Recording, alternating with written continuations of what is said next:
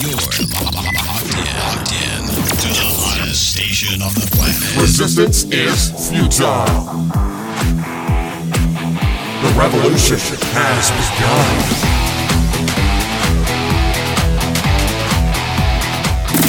You're listening to Rebelpreneur Radio, helping you break the rules and build the business you need for the life you want. And now, broadcasting his pirate signal from somewhere beyond the status quo, here's your host, best-selling author, marketing and media strategist, Ralph Brogden. Hello and welcome to Rebelpreneur Radio. It's the show that helps you build the business you need so you can live the life you want. I am Ralph Brogden, your guide into the Rebelpreneur world. Part of building the business and living the life that you want to live is being able to build and scale your business. And to do that, you've really, I believe, have to become an expert in persuasion and influence. And it's interesting because this is actually my area of academic interest. Strategic communication for persuasion and influence. And so lots of people have different ideas and different approaches to the concept of persuasion and influence. What's interesting is all of us are in persuasion mode all the time. Everything that we want is currently controlled by someone else. And so persuasion and influence, at least in my view, is not about manipulation, but it's about getting what you want, asking for what you want, and ethically and morally getting your way and creating win-win situations, not win-lose, where someone has to lose in order for me to win. But, for example, persuading someone to take the action they need to take their business to the next dimension, or persuading someone of your expertise in being able to solve their problem.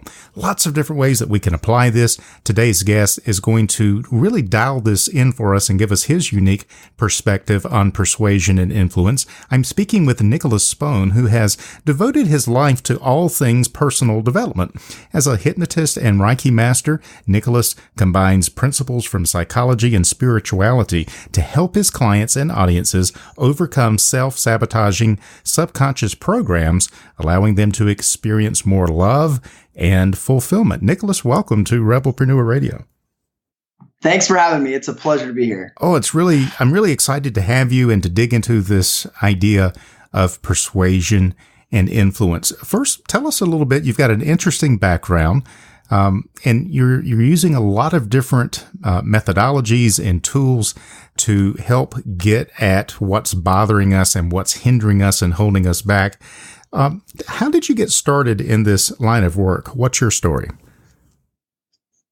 Well, to be completely honest with you, I think I just wanted people to like me. When I moved in seventh grade, it was a tough move for me, and I didn't have very many friends for a few years. And so that kind of started me on this quest to understand, how do people work? How can I fit in? And then later on in high school and college, I wasn't very good at dating. So from there, I also took it to another level to understand what makes people attracted to each other. How can we influence and persuade people? And then as I got more into personal development and hypnosis, getting people to change comes down to being able to influence them. And there's a few key factors behind that to get them to change, whether it's one action, a buying decision, or lifelong patterns. You have to be able to build rapport and have that really good relationship with them.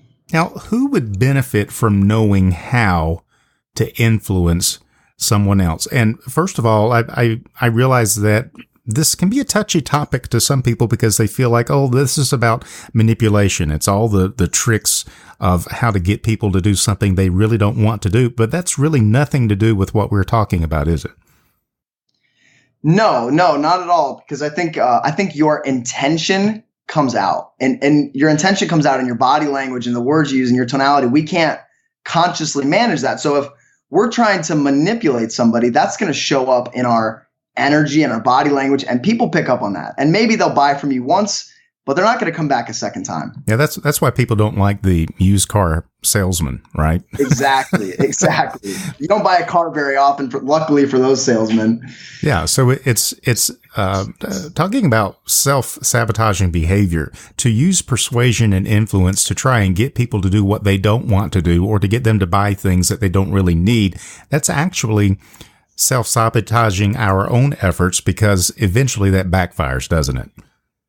Yes, the best business is repeat business, and people give referrals. And if you're not doing business ethically, if you're not persuading ethically, you're going to run into problems down the road. Yeah, I really love that. So that's really where I'm coming from as well. Ethical persuasion. How do we get people to stop leaving their children in a hot car on a summer day with the doors locked? How do we persuade people to stop smoking? How do we influence people so that they make the right decisions about their health? How do we influence teenagers to stay in school and to work hard?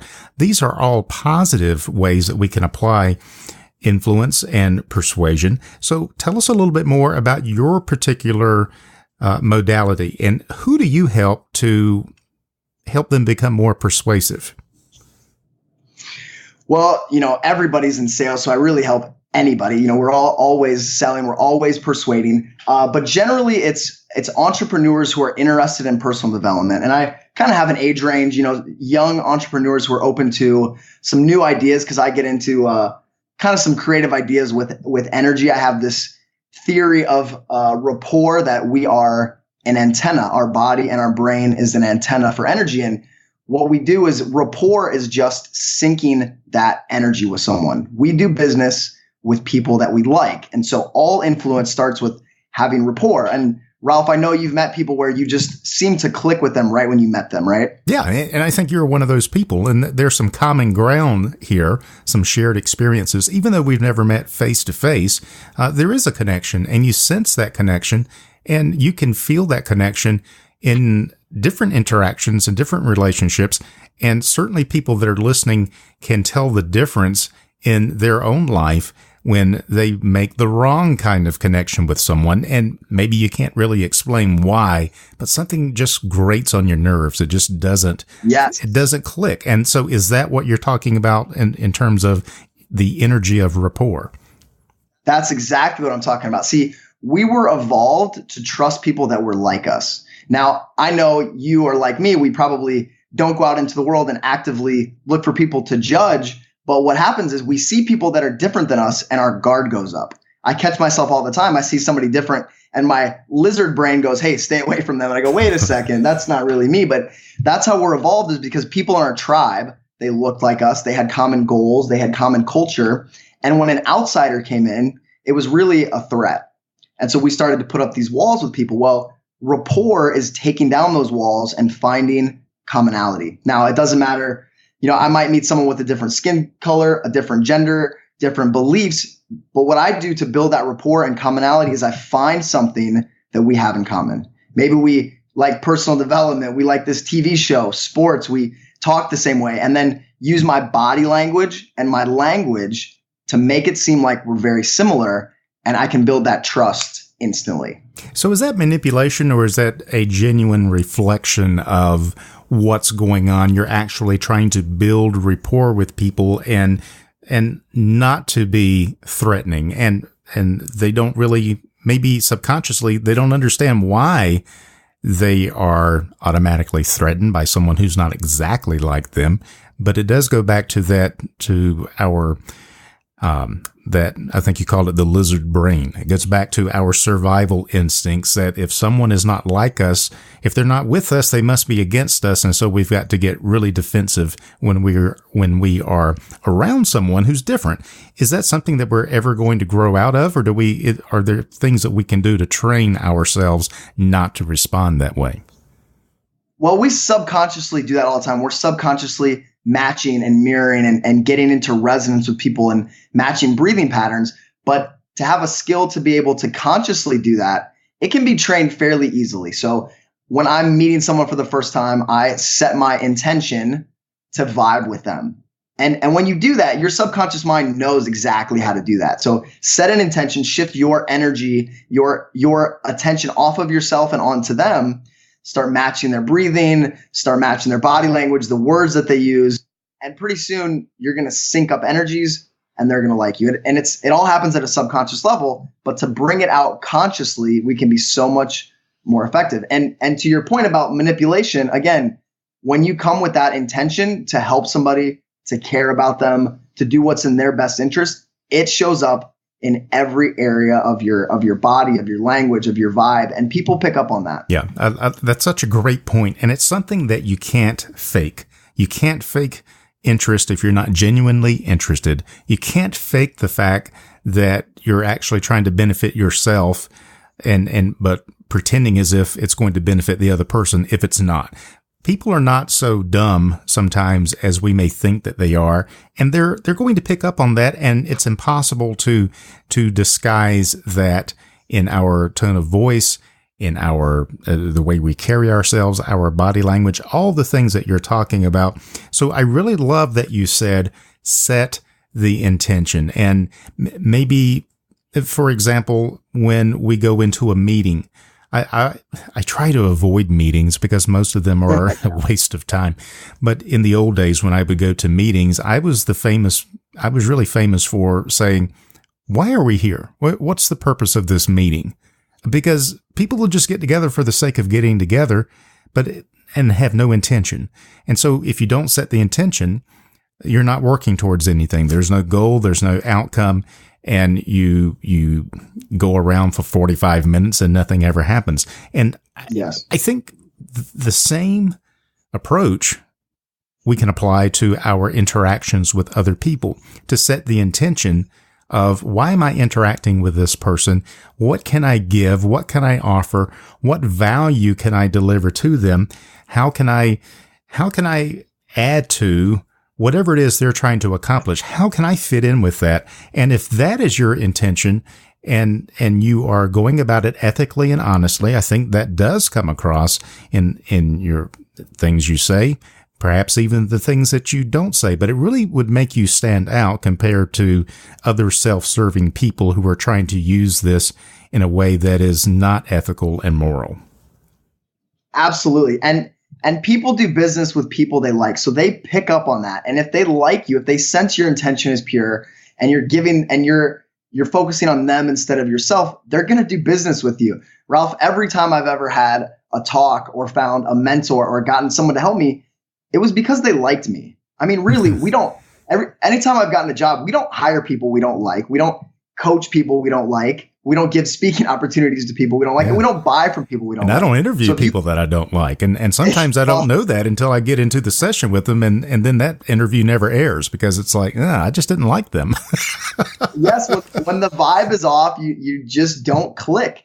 And so being able to just create that vibe with everyone so that you can influence everyone, people will like you, doors will open for you that you never expected, like this interview. And I was referred to you by someone that I have a great relationship with. He likes me, so he sent me to you. That's how all of these opportunities come to me, is because I get people to like me. And I do that by genuinely caring about them. Yeah, and he liked me, or else he wouldn't have referred me to you and you to me.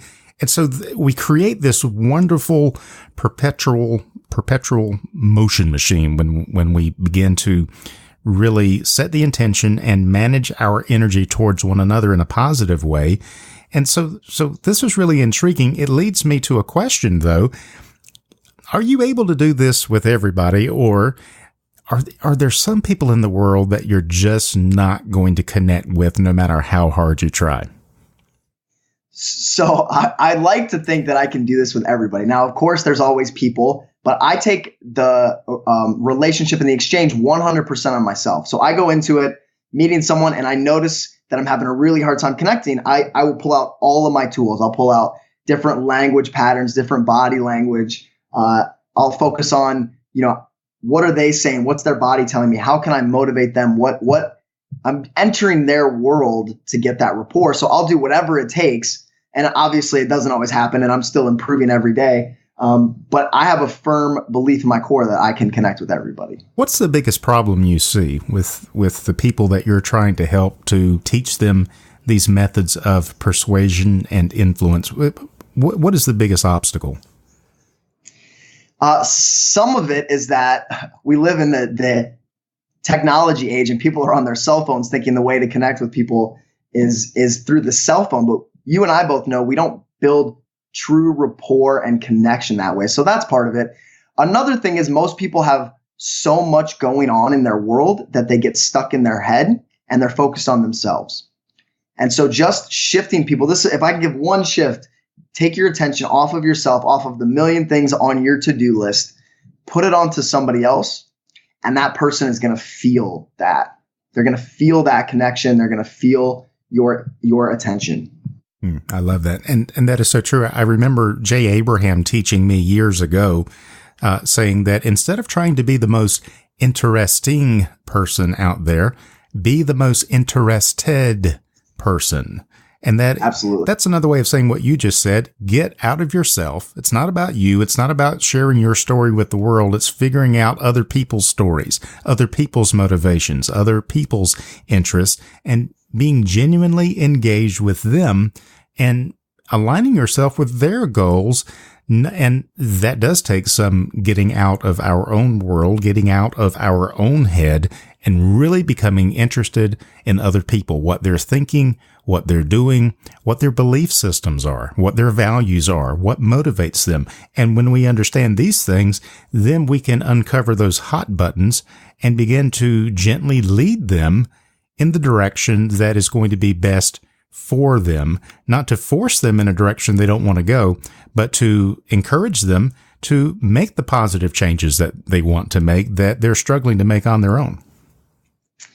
Yes, absolutely. So once we have that rapport and trust, then like you talked about, now we get to influence them. Now we get to lead them into a new resonance, a new vibration, a new energy level, because from that energy level, their whole world appears differently. So I was on a coaching call with a client of mine, and she was kind of anxious and sad and had that body language.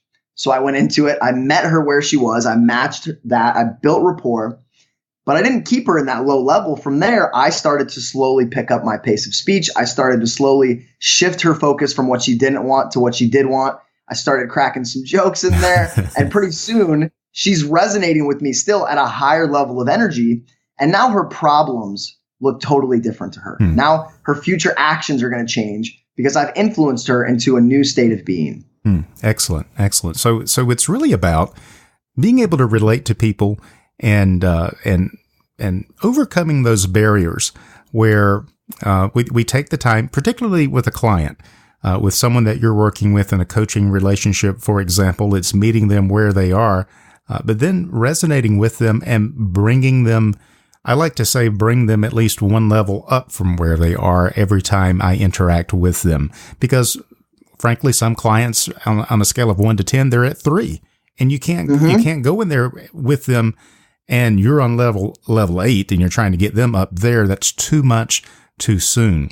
You have to get down to 3 and take them to 4. And then the next client, they may be on level 7. So you want to meet them where they are and bring them up. And I suppose that is applicable to any interaction. And also, what about with audiences? When I know that you do speaking and seminars and presentations. Does this work with the room, with the crowd, with the audience that's out there? Absolutely. For one, most of the time an audience comes together with a common purpose or common struggles. So I'll share stories that say, hey, listen, I'm just like you. I have that same exact struggle.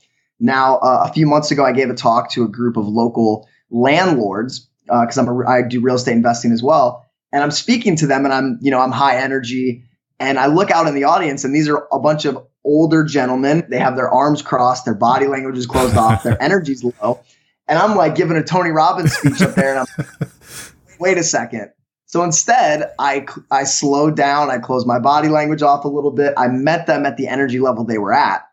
And before long, I noticed I got them to all open up their body language. They started asking questions and engaging, because I found commonality in real estate investing, and I found commonality in our energy levels and body language. Perfect. I mean, but what a great way to illustrate what we're talking about.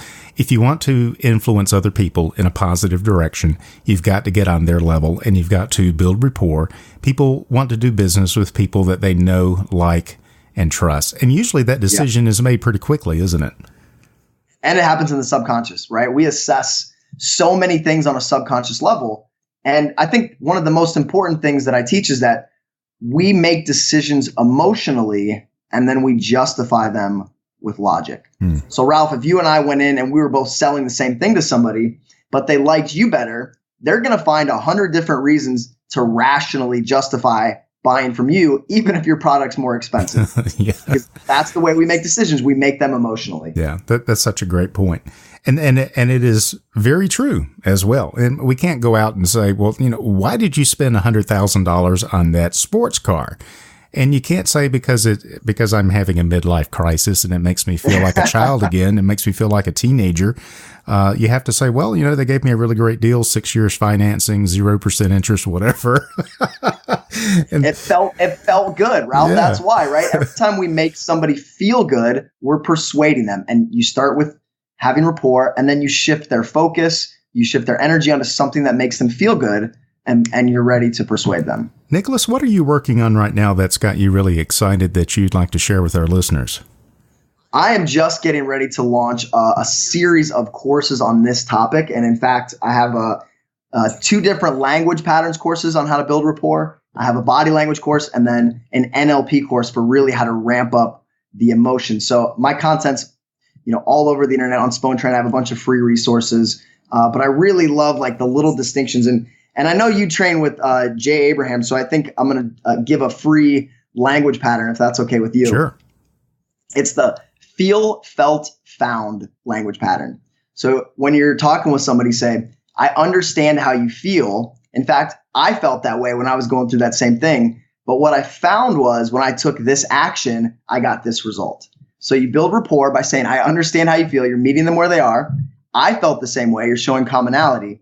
And then you're shifting their focus to something positive. I love that. And that is actually a very good bridge building device to make connections with people.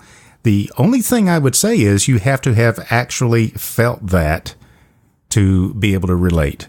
If you try to fake it, they're going to see right through it. And so I bring that up because there's a lot of pretenders, out there in the marketplace, and they want to pretend like that they can relate to everybody. And it's clear that they're just working a formula. What you're talking about is genuine connection with other people. And if you are in your target audience, the people that you can solve problems for, then this is a genuine expression. You have felt that, you can understand that, and you did find the solution that they are still struggling for because you've actually been through. You are creating a shared experience, and you're just a few steps ahead of them on that path towards the solution. Yeah, and I think this comes down to emotional intelligence as well, because knowing what I've known, what I've studied, I can look at somebody that comes from that false, projection, and I can say, "Oh, I don't buy it. Yeah. I don't believe what they're saying," because they give away tells in their body language and their tonality. There's so many ways to assess that, and most of us have just never been trained in that. That's so interesting, and I'm not going to say who it is, but somebody people would recognize. Most people would recognize. And I was at an event and came away from that event, and my wife. My wife was with me, and I said, well, what did you think? She said, he's full of crap. I said, what? How did you know? It's She so said, funny. I don't know. I just, he's full of crap. I can tell. She can't explain why, but he just seems full of crap. It's so funny you should say that, because women actually have 25% more brain connectivity to the parts of their brain responsible for social interactions. Women are so much better at picking up on that stuff than we are as men. This is why you should never lie to a woman. Well, never lie to your wife if you want to stay married. But that's good. That's good advice. She will know. She will for sure know. Well, Nicholas, this has been a lot of fun and really educational. Any final thoughts that you'd like to leave our audience with?